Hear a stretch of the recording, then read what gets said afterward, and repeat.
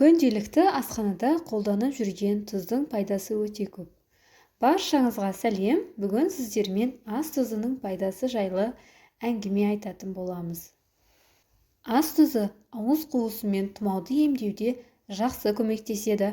Тіпті тұзды пайдаланып, буын мен тамыр ауруларынан бастап артық салмақтан арылуға дейін болады екен.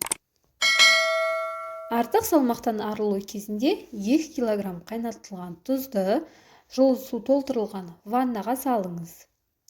Сосын сол суға 15 минуттай шомылыңыз. Мұндай ванна сізге артық салмақтан арылуға көмектеседі.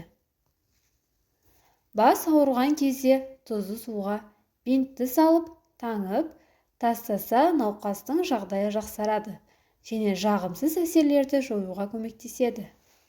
Үйді жаман энергиядан сақтау үшін тұзды сумен айна бір рет жуып тұрған дұрыс. Айнаның бетінде тұзды сумен жуып тұру қажет.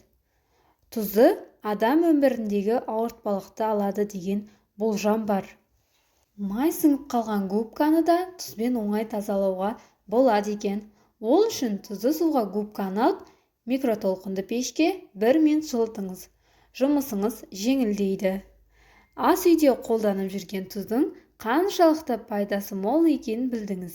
Алайда оның зияны жақтары да жоқ емес. Ол жайлы келесі видеоларда айтатын боламын. Ал сіз ас тұзы жайлы не білесіз?